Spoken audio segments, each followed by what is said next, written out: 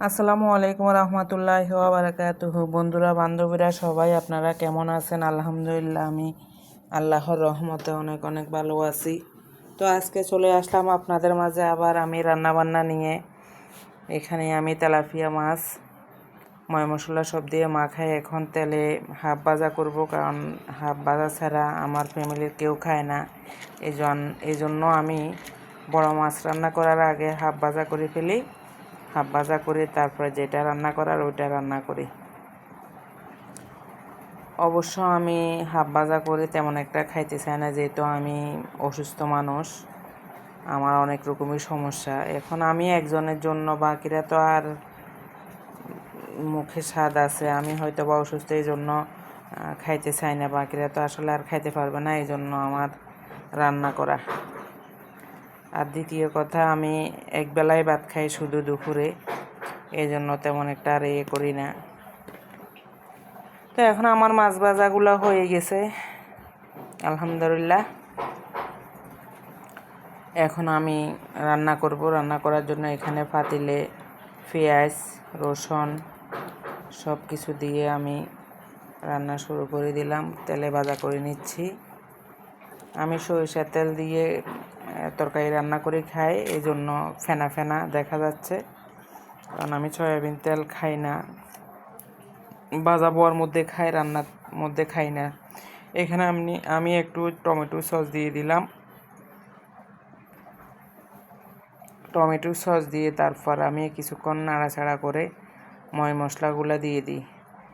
এখন আমি মশলাগুলো ভাজা করা হয়ে গেছে। এখানে আমি আনাজি কলা আর আলু দিয়ে আজকে মাছ দিয়ে রান্না করব।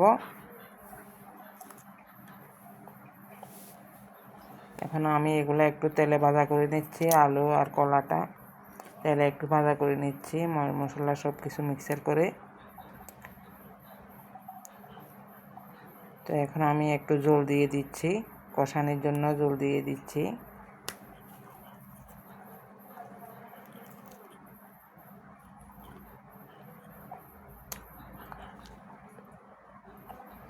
এর উপরে আমি মাছ দিয়ে দিব।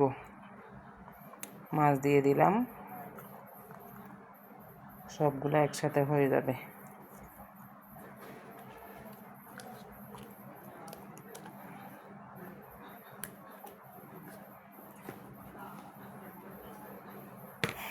আমার মাছ দেওয়া শেষ, এবার কষানি হবে কিছুক্ষণ।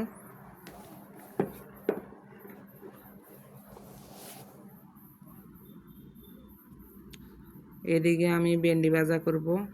ভেন্ডি ভাজা করার জন্য আমি চুলায় কড়াই দিয়ে দিছি। এখানে সব কিছু আমি তেলে ভাজা করতেছি। শুধু মশলার গুঁড়ি আর আমি হলুদের গুঁড়ি ব্যবহার করব এখানে, যেহেতু ভাজা মরিচের গুঁড়ো দিই নেই, কাঁচামরিচ দিছি। ভাজার মধ্যে তো আসলে মরিচের গুঁড়ি দেওয়াই যায় না, তাই আমি এগুলো দিয়ে মিক্সার করে নিলাম।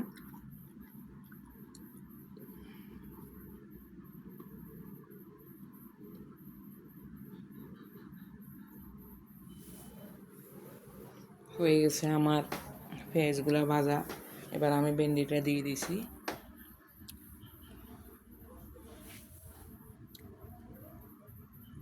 আস্তে আস্তে আমার ভেন্ডি ভাজাটাও হয়ে যাবে আলহামদুলিল্লাহ।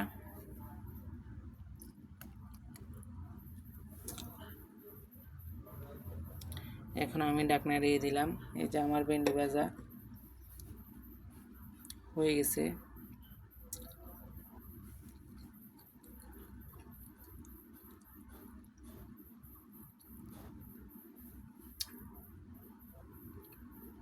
এদিকে আমার মাছ রান্নাটাও হয়ে গেল,